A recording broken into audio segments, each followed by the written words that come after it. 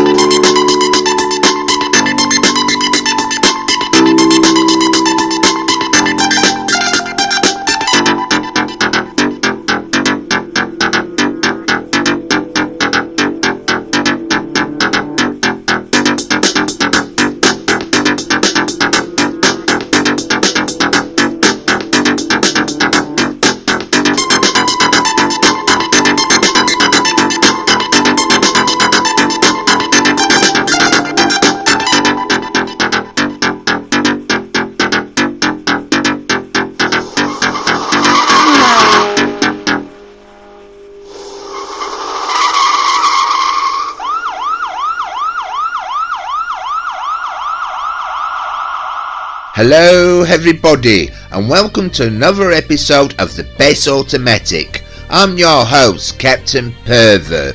And I'm your host Captain Gorgeous.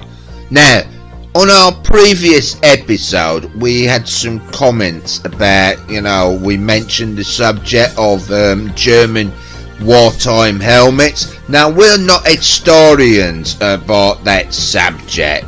Well, no.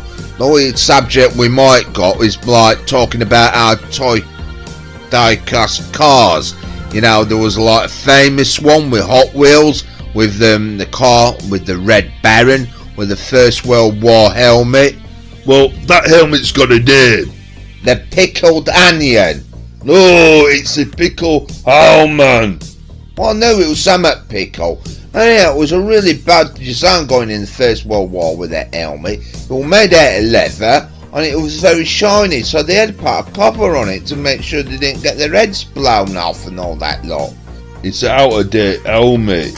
It's 1871.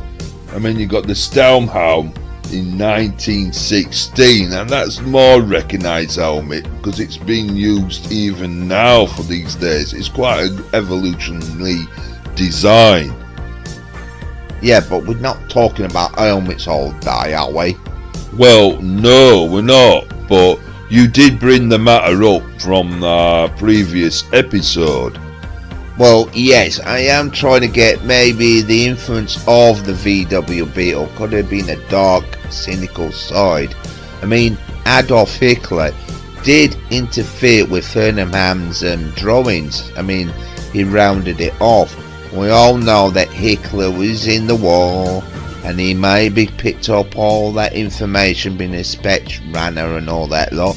I mean, when they got attacked by the British tanks, the Germans had incidents where they threw grenades on top of the tanks and the tanks were just squared off, and so the grenades just remained staying on the tank and detonated and killed the guys inside. But if you made a vehicle rounded off, the grenade is just going to land on top of it and roll completely off it, isn't it? Alright, so that is one of your theories then? Well, not my theories, it could be part of history. Look, you've been told not to be making stuff up, so we don't actually know. Wait on, how come we're seeing the footage of this? This is our height challenge, isn't it? We challenge each other doing this, don't we? Or we get our time racing driver proving how high clearance our vehicles are. Well, this is it. Our producers thought of that. way back, but we don't really air that. We haven't really aired it on any episodes, so we're just briefly mentioning it, that we do test our vehicles, and that's one of them, isn't it? The height restriction test. Obviously, all vehicles on this game manage to get under them pipes. Now, we've done that location where we've gone all the way around the island and avoiding roads, and that is one location that if you've got a high clearance vehicle, you're not going to get under that and you have to go around it or whatever. But the point is, we've done it that we've gone backwards and forwards like a time trials. At first we tried to do it in 1,000, then we did it in 100. So if you could do it like 100 in an hour or something, wasn't it? But yeah, it's too long-winded. But yeah, but the thing is, the faster you go, the more your vehicle makes contact with them pipes, and we see how much damage we do on the roof. Yeah, it's an interesting theory challenge, but actually watching it's quite dreary and boring. But we have many tested these vehicles, and really, we're whittering on now when I might be explaining something about history. Well, we've made history by explaining that, haven't we? Yeah, but we've got to move on, surely, now. Oh, just let us see this bit, because this is one thing about that challenge, didn't it? Is where we are just going backwards and forwards. We've got to do it so fast that most of the time we've ended up damaging the roof of the vehicle, or we totally crashed, don't we? Yeah, because we did try to make out, we had to do like 100 in an hour or something and limited the damage. So we could do it really slow, but obviously the slower you do it, that you don't get many points. But it don't really work. It don't matter. We don't do it. We test the vehicles on that challenge, but we don't really film it. But people might be interested to see how the VW Beetle does it. Well, yeah. But we're going to show that later on in the episode. Yeah, we'll show that a lot later on, because I got to mention about all that history about what I mentioned on our previous episode about when we got up to the Second World War kicking off. Now, Hitler helped a little bit. He always claimed that he had a bit of a dabble in drawing the VW Beetle with Ferdinand Porsche, and obviously, he's an artist, isn't he? So he's going to get upset and want to dominate the whole world for some reason. But the point is, the VW Beetle was sent to war, created into a military vehicle. What about them customers? What ordered the cars with all them stamps? None of them received their car at all. They're all thrown into the military. That seems unfair.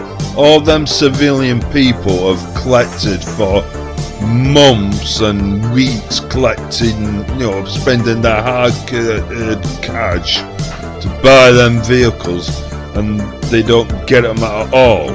Who got them then? Well, the members of the SS. Oh, right. Typical, innit? Yeah, it's totally typical that you always think of this Beetle being lovely and cute, when really this vehicle was converted into a fighting, invading country machine. And that's where people get this vision totally wrong.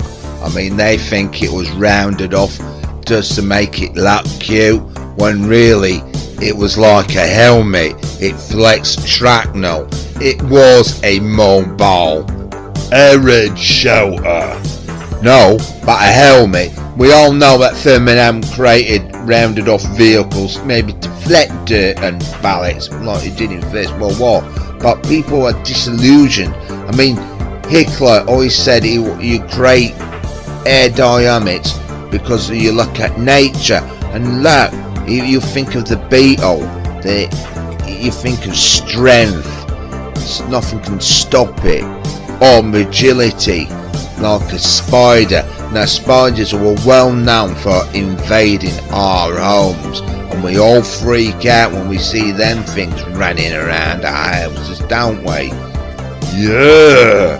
So now you can understand the theory of why that beetle was made like that. Yeah, but you do know that some people do like spiders, like them little cute fairy little jumping ones.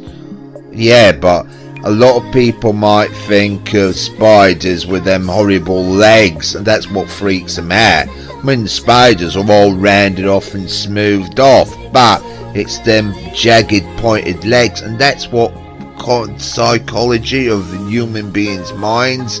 It's we don't like jagged edges. You what?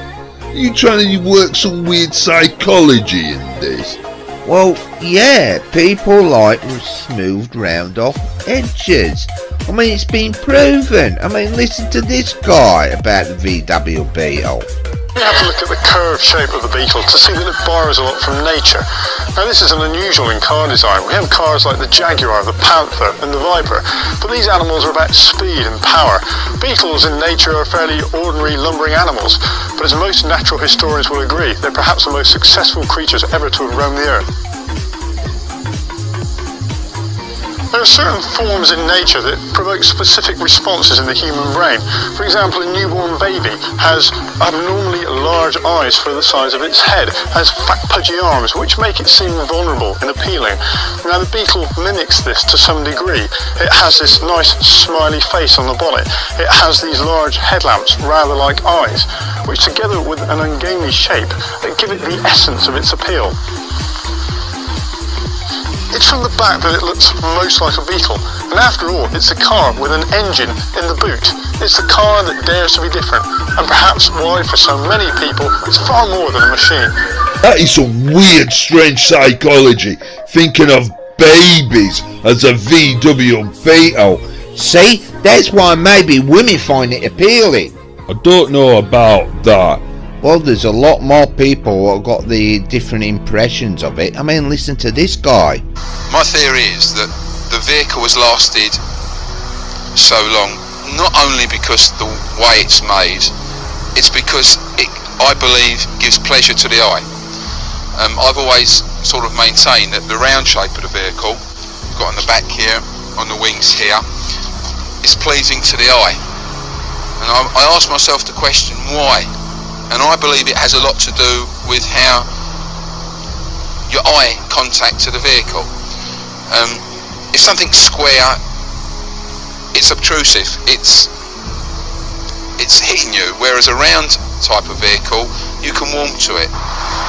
You wouldn't warm to it if you're the one invading you. Well, it's like Poland, isn't it? I mean, they didn't look happy when all them VW Beetles were invading them. I mean, later on, they invaded France, maybe wanting to steal the idea of the Citroen 2CV. Oh, don't start with that vehicle again. Yeah, well, that's what they did with England. Oh yeah, the Mini. No, the Morris Minor. Yeah, but Germany does own Mini now, don't it? Well, yeah, know that now, don't I? I mean, obviously, but back then, I mean, it was a different circumstances. I mean, Germany was still invading countries with a VW Beetle. Well, yeah, we established that.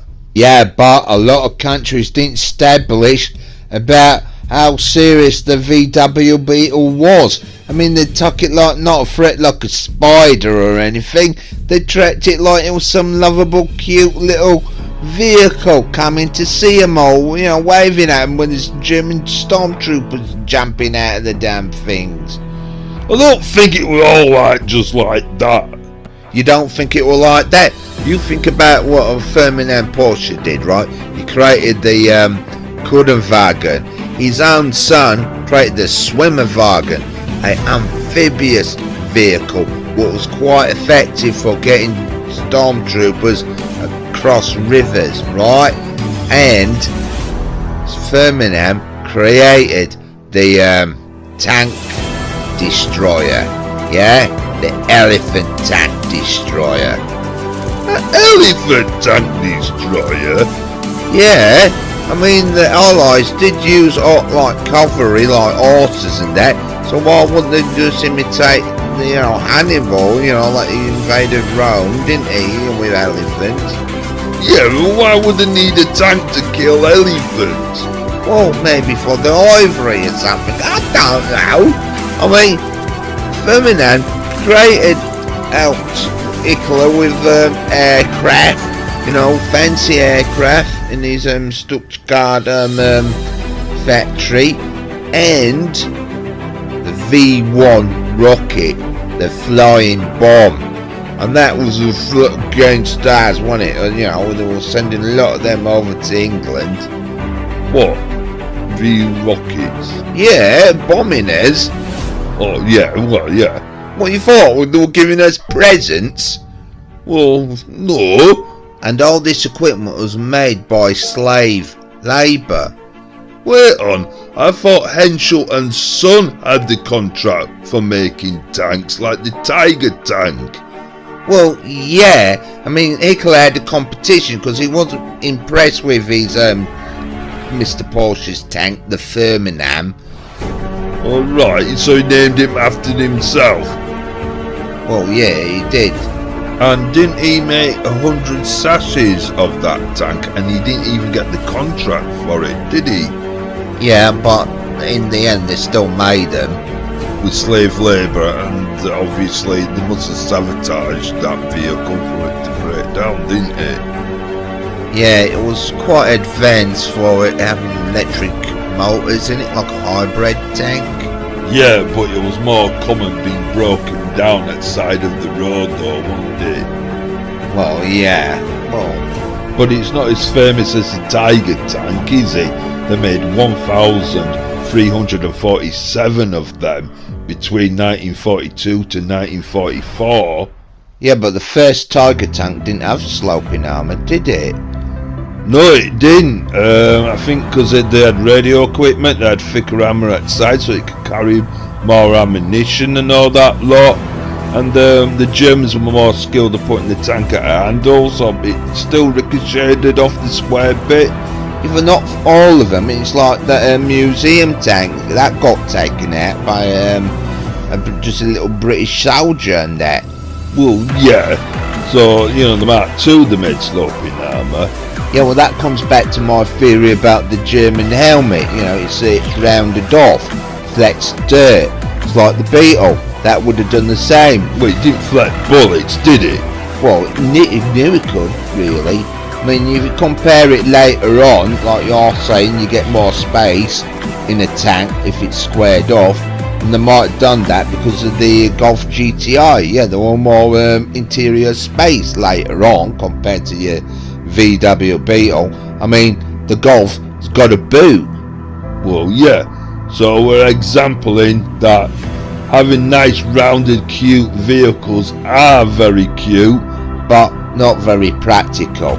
And having it in a tank wasn't, because a lot of them, like them Russians said about their T-35s, yeah, the white aerodynamic, flat ballets and all that lot, but they were bleeding uncomfortable to drive. Yeah, but very mass produced to be made. What you on about? They only made about 60 of them. I mean, you're on about the T-34, aren't you? Yeah, that's the one. Yeah, well, that was the most popular one. I mean, the Germans had a hard time trying to take them out because there were so many of them, and with them having that aerodynamic shape and shells all just reflecting off them, they had a hard time trying to destroy them tanks. Well, yeah. So we're going to show you the footage as we promised, that Captain Gorgeous's Fiat 500 doing the height clearance test, and this is what it looked like. So moving on with the story about history, we all know that the Allies won the war of Germany. So what happened then? Well, Stalin, right, went bit balmy. Obviously, he wanted to have the reputation like Adolf Hitler, and he wanted to kill more people than him. He did he? Well, yeah, I mean, he put people in death camps, and he wasn't satisfied that Hitler was dead. You know, he committed suicide. He sent like a big massive manhunt searching for Hitler. He wasn't having it that he was dead. Yeah, but surely he was dead though. Well, yeah, in history, I mean, obviously they had his dentist, Hitler's private dentist, what examined his teeth. I mean, when they took him out of that bunker, his soldiers, they set fire to his body and tried to destroy it as much as they can. And but you know, Stalin wasn't having it. He was claiming, nah, Hitler's a little crafty little bugger. He's living somewhere else. So where was Hitler living then? I don't know, far as I know, the bloody bugger was dead or what. It just made crazy Stalin. But I do know what happened to Ferdinand Porsche. What happened? The French locked him up.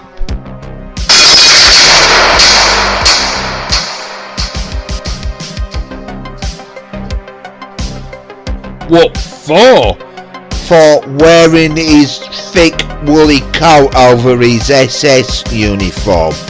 They did never. What do you think? Well, if he was a blacksmith's son, I mean, he's working in hot conditions. Obviously, he's going to suffer with the cold. So, yeah, he's going to wear a big woolly coat over his uniform. Oh, a bleeding idiot. Oh, what am I having you on? It's like his son got arrested for driving Hitler about in first gear in a Volkswagen Beetle. The evil man he was. Well, yeah. And what else did he do so evil? Well, he created the Swimmerwagen, and that what got him sent down in prison.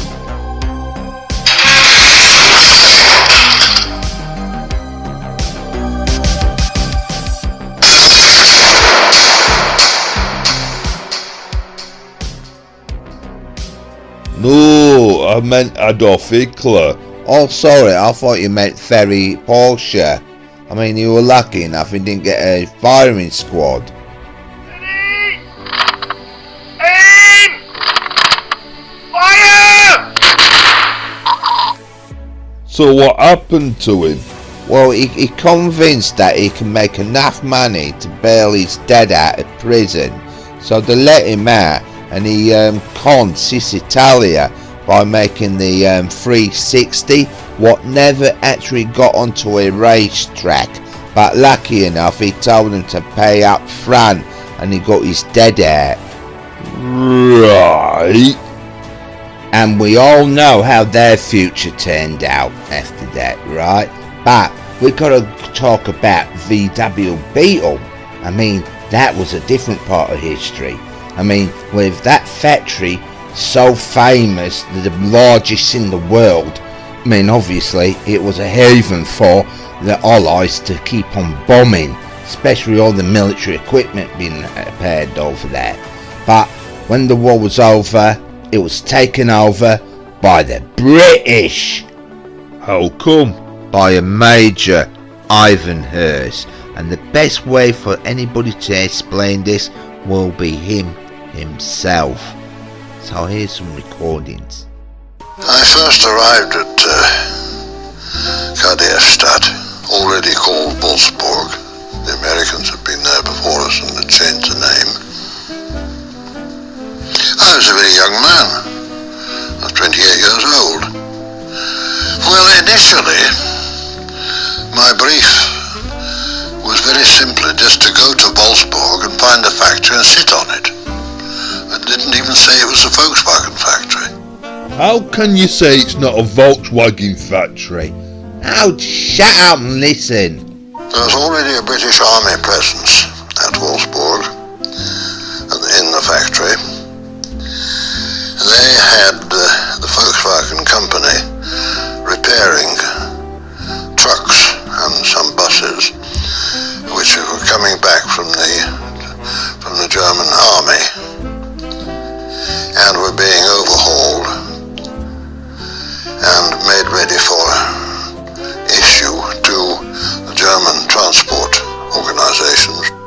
So with all that, they are helping them, aren't they?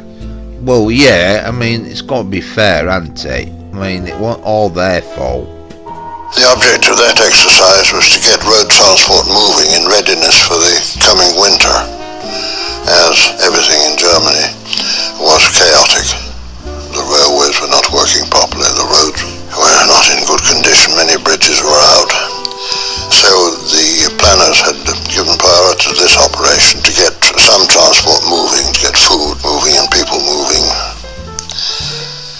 So the army presence meant that there was already contact with the German management of Volkswagen.